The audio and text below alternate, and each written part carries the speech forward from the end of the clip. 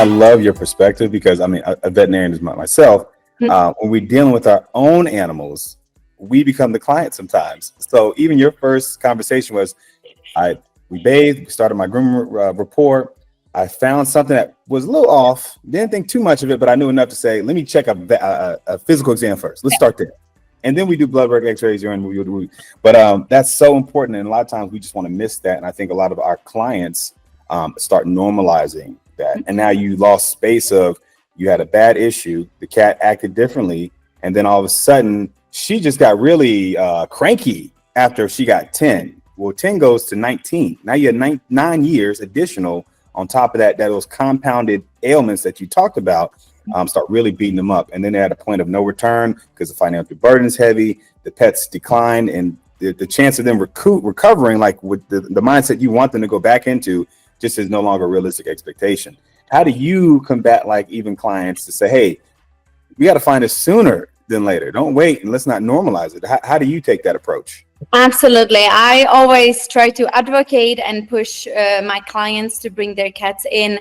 I would say probably from the age of about 7, at least once a year, absolute minimum for blood pressure measurement, blood work, and actually weight checks are so important. So that's one of the things that really in a cat, because, you know, cats, even with gastrointestinal disease, like dogs usually vomit, have diarrhea. Like, again, especially if the cat goes outdoors or we have these automated like litter boxes, it's so hard really to notice that.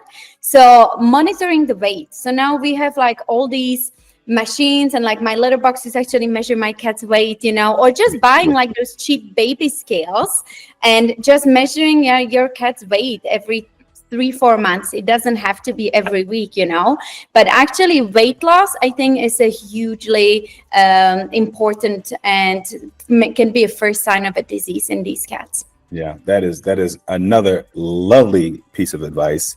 And I think we take the simple things for granted, right?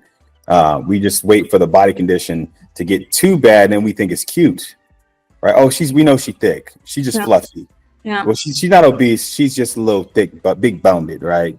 And that cat should be, 8-9 pounds, and she's 16. And we don't realize until you get the excessive thirst, excessive urination, and everything that's associated with that. So I really appreciate that.